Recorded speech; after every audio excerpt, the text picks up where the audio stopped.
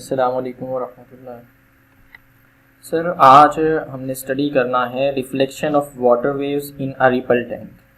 Last lecture में हमने study किया है रिपल टैंक को, तो अब हमने जो है वाटर वेव्स की कैरेक्टरिस्टिक्स को स्टडी करना है रिपल टैंक को यूज़ करते हुए। तो सबसे पहले जो हमने कैरेक्टरिस्टिक्स स्टडी करनी है सर वो है वाटर वेव्स की रिफ्लेक्शन।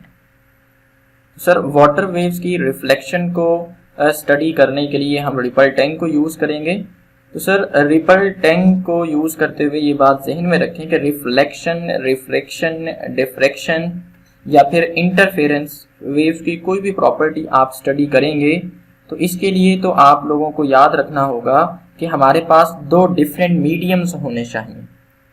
दो डिफरेंट मीडिया होंगे तो हम जो है इन फीचर्स को, इन प्रॉपर्टीज़ को जो वेव्स पोजेस करती हैं इन्हें हम क्लियरली अच्छी तरह से देख सकेंगे। तो यहाँ पे हमने रिफ्लेक्शन को ऑब्जर्व करना है, वाटर वेव्स के रिफ्लेक्शन को। तो इसके लिए हमारे पास जो सेकंड मीडियम हम यूज़ करेंगे यहाँ पे एक हम wooden cardboard, wooden board use करेंगे, जिसे हम रिपल टैंक के अंदर जो हमारे पास रेक्टेंगुलर ट्रे है इसके अंदर हम इसे जो है वाटर के अंदर डिप कर देंगे। और सर वाटर के अंदर इसे इस तरह से डिप करेंगे कि इसकी थिकनेस एटलीस्ट इतना होनी चाहिए कि ये जो है इसकी सरफेस के ऊपर, इस बैरियर की सरफेस के ऊपर जो है वो सर वाटर नहीं होना चाहिए। ये जो हम बैरियर यूज़ कर रहे हैं, ये बैरियर या ऑब्स्टेकल जो हम यूज़ कर रहे हैं, इसकी सरफेस के ऊपर सर वाटर, इसकी सरफेस के ऊपर सर वाटर नहीं होना चाहिए। ये वाटर के अंदर इस तरह से डूबा हुआ हो ये बैरियर कि इसकी थिकनेस इतनी हो कि ये वाटर के अंदर कंप्लीटली इमर्स्ड ना हो, बल्कि ये वाटर जो है यहाँ तक वाटर हो और साइड्स पे वाटर हो, यहाँ तक वाटर होना चाहिए सर, ताकि वाटर वेव्स आएं और हिट होके बाउंस बैक चली जाएं। यही रिफ्लेक्शन की डेफिनेशन है। तो सर हमने ये इसकी थिकनेस इतना ले लिया कि वाटर इसकी सरफेस के ऊपर मौजूद नहीं है, वाटर सिर्फ यहाँ तक है और साइड्स पर वाटर है। इस तरह से हम रिफ्लेक्शन को क्लियरली ऑब्जर्व कर सकेंगे। तो सर यहाँ पे हम लोगों ने ये एक बैरियर को, एक सेकंड मीडियम जो हमारे पास है बैरियर, एक सॉलिड वुडन मीडियम है हमारे पास और एक वाटर मीडियम है सर। तो अब हम देखते हैं सर वाटर वेव्स की रिफ्लेक्शन को। वाटर वेव सर इस तरह से आएंगी, यहाँ से जब हम पैडल के स्विच को ऑन करेंगे, मोटर के स्विच को, तो वेव्स प्रोड्यूस होना स्टार्ट हो जाएंगी और वेव्स जो हैं वो पैडल से अवे मूव करेंगी इस बैरियर की तरफ। ऐसे सर पैडल से सर अवे मूव करेंगे इस बैरियर की तरफ और इस बैरियर से हिट करके वाटर वेव्स यहाँ से वापस जाएंगी टुवर्ड्स इलेक्ट्रिक मोटर। ये वाटर वेव्स की सर रिफ्लेक्शन है, जिसे हम यहाँ पे आपको इस तरह से भी दिखा देंगे सर।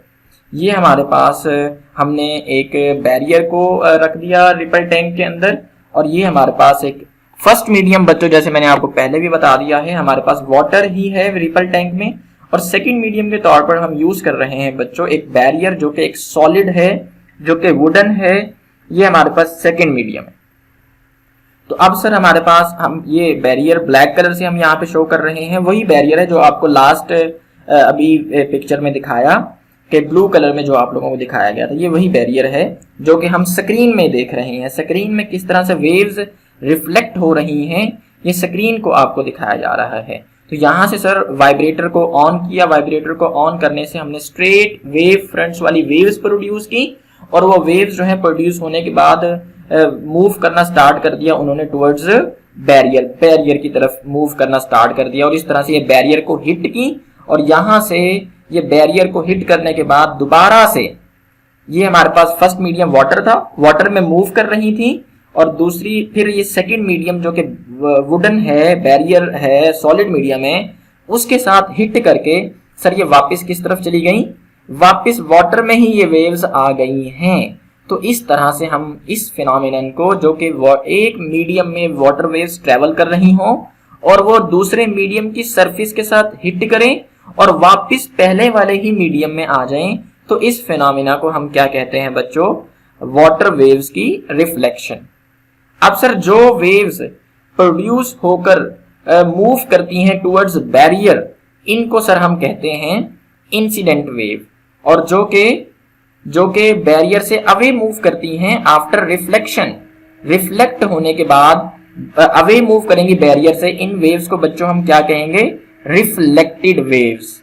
लेकिन सर अगर ये बैरियर 90 के एंगल पर पड़ा है, बिल्कुल वर्टिकल पड़ा है वेव्स की डायरेक्शन के प्रोपगेशन की डायरेक्शन, और ये बैरियर दोनों एक दूसरे के साथ 90 एंगल पर पड़े हैं, तो हम वाटर की वेव्स की रिफ्लेक्शन को इतना क्लियरली ऑब्जर्व नहीं कर सकेंगे। तो वाटर वेव्स की रिफ्लेक्शन को क्लियरली ऑब्जर्व करने के लिए सर हमें यहाँ पे रिपल टैंक के अंदर ऑब्स्टेकल जो है, जो कि बैरियर है, उसे सर हमें किस तरह से इंट्रोड्यूस कराना पड़ेगा, उसे सर हम यहाँ पे इस तरह से इंसर्ट कराना पड़ेगा कि वो कोई ना कोई एंगल बनाती हो वाटर वेव्स की डायरेक्शन के साथ। मतलब सर यहाँ पे अब वाटर वेव्स मूव करेंगी तो वाटर वेव्स यहाँ से प्रोड्यूस जब होंगी तो प्रोड्यूस होकर मूव करेंगी बैरियर की तरफ इस तरह से, और यहाँ से जब वो हिट होके वापस आएंगी तो सर वापस हिट होके सर वाटर वेव्स कुछ इस तरह से मूव करेंगी, कुछ इस तरह से वाटर वेव्स इस डायरेक्शन में मूव करेंगी। तो यहाँ पे हम वाटर वेव्स की रिफ्लेक्शन को अच्छी तरह से देख सकेंगे। तो यहाँ पे हमने अब ऑब्स्टेकल को यानी बैरियर को हम लोगों ने यहाँ पे जो बैरियर है, ये जो ऑब्स्टेकल है, यहाँ पे हमने इसे किसी ना किसी एंगल पे रखा है other than 90 to the direction of propagation of water waves. तो यहाँ पे हम देखते हैं कि वाटर वेव्स की रिफ्लेक्शन सर किस तरह से होती है।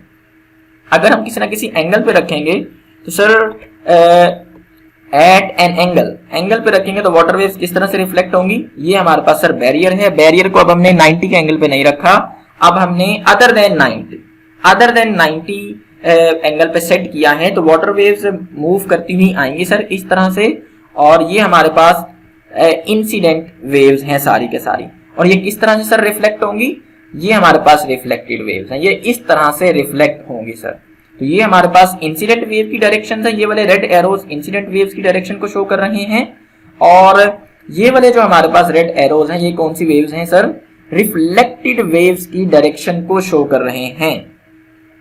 ये हमारे पास सर रिफ्लेक्शन का फिनोमेना, वाटर वेव्स की रिफ्लेक्शन जो रिपल टैंक में हमने ऑब्जर्व की, ये इस तरह से वाटर वेव्स की रिफ्लेक्शन होती है। अब सर यहाँ पे एक चीज जो है यूज हो रहा है, एक और कॉन्सेप्ट, कि जब भी वाटर वेव्स की रिफ्लेक्शन होगी या कि किसी भी वेव्स की जब रिफ्लेक्शन का हम फिनोमेना पढ़ते हैं तो वहां पे सर वेव्स जो हैं वो लॉज ऑफ रिफ्लेक्शन को ओबे करती हैं। अब लॉ ऑफ रिफ्लेक्शन क्या है सर, लॉ ऑफ रिफ्लेक्शन को स्टडी करने से पहले हम लोग जो है कुछ एंगल्स को स्टडी करेंगे, जो कि एंगल्स हम क्या करते हैं सर, यहाँ पे हमारे पास ये एक लाइन है और आपको पर्पल कलर में जो शो हो रही है, इस लाइन को बच्चों हम कहते हैं नॉर्मल। नॉर्मल मतलब सर परपेंडिकुलर भी कह सकते हैं, मतलब सर 90 के एंगल पे जो हम लाइन ड्रॉ करेंगे वाटर और इस सॉलिड मीडियम के इंटरफेस पर, मतलब वाटर और सॉलिड मीडियम को सेपरेट करने वाली जो लाइन है, जो कि सर ये है, ये वाली जो लाइन है सर, ये जो बाउंड्री है ये वाली सर, इस बाउंड्री के 90, इस बाउंड्री के परपेंडिकुलर हम यहाँ पे जो लाइन ड्रॉ करेंगे सर, ये जो लाइन हमारे पास पर्पल कलर में ये परपेंडिकुलर है लाइन इस रेड लाइन के, तो इसलिए सर इसे हम कहेंगे नॉर्मल। इस नॉर्मल को बच्चों हम क्यों ड्रॉ करते हैं, इस नॉर्मल को हम ड्रॉ करते हैं सर एंगल्स की मेजरमेंट के लिए। कौन से एंगल सर, जो इंसिडेंट वेव जिस एंगल के साथ इस बैरियर को हिट करती है, इंसिडेंट वेव जिस एंगल के साथ इस बैरियर को हिट करती है, उस एंगल को मेजर करने के लिए सर वो एंगल कितना है। तो नॉर्मल सर एक इमेजिनरी लाइन है जो कि हम एंगल्स की मेजरमेंट के लिए ड्रॉ करते हैं। नॉर्मल क्या है, एक इमेजिनरी लाइन है जिसे हम एंगल्स की मेजरमेंट के लिए ड्रॉ करते हैं। तो अब सर अब हम बात करते हैं उन एंगल्स की जो कि इंसिडेंट वेव बना रही है इस बैरियर को हिट करते हुए। तो सर ये हमारे पास वो एंगल है, एंगल ऑफ इंसिडेंस इसे हम कहते हैं सर, इसे हम आई से रिप्रेजेंट करते हैं, इंसिडेंट वेव जो एंगल बनाती हैं इस नॉर्मल के साथ सर। और ये हमारे पास दूसरी साइड पे नॉर्मल के साथ जो रिफ्लेक्टेड वेव्स एंगल बनाएंगी, रिफ्लेक्टेड वेव्स की डायरेक्शन जो है और नॉर्मल इसके दरमियान जो एंगल है, इसे सर हम कहते हैं एंगल ऑफ रिफ्लेक्शन, और इसे हम रिप्रेजेंट करते हैं सर स्मॉल आर से। अब लॉ ऑफ रिफ्लेक्शन क्या है सर, लॉ ऑफ रिफ्लेक्शन ये है कि angle of incidence along the normal will be equal to the angle of reflection, जिसे हम मैथमेटिकली सर इस तरह से रिप्रेजेंट कर सकते हैं कि angle I is equal to angle R. ये सर लॉ ऑफ रिफ्लेक्शन है। जब भी रिफ्लेक्शन का फिनोमिना होगा, कोई भी वेव रिफ्लेक्शन का फिनोमिना परफॉर्म करेगी, तो वो एंगल ऑफ इंसिडेंस और एंगल ऑफ रिफ्लेक्शन दोनों सर क्या होंगे, इक्वल होंगे मैग्नीट्यूड में से। ओके जी, ये हमारा रिफ्लेक्शन का टॉपिक जो है वो क्लियर हो गया। यहाँ पे हम waves, reflection of waves of water waves की रिफ्लेक्शन को सर बहुत प्रोमिनेंट ऑब्जर्व कर सकते हैं सर। ये आप दोबारा से देख लें वाटर वेव्स की रिफ्लेक्शन को। अब हम एक ही पिक्चर में आपको इंसिडेंट वेव्स और रिफ्लेक्टेड वेव्स और एंगल ऑफ इंसिडेंस और एंगल ऑफ रिफ्लेक्शन, इन चारों चीजों को एक ही पिक्चर में दिखाएंगे। ये हमारे पास सर बैरियर है और ये इंसिडेंट वेव्स मूव करती हुई आ रही हैं। जैसे ही इंसिडेंट वेव का कोई भी पार्ट बैरियर को हिट करता है, वहां से ही रिफ्लेक्शन का फिनोमिना स्टार्ट हो जाता है सर। ये देखें रिफ्लेक्टेड वेव, वहां से ही रिफ्लेक्शन का फिनोमिना स्टार्ट हो जाता है और इस तरह से इंसिडेंट वेव्स और रिफ्लेक्टेड वेव एक साथ ही मूव करती हैं इन डिफरेंट डायरेक्शन, लेकिन सर हिट करके वापस पहले वाले मीडियम में ही आ जाती हैं वेव।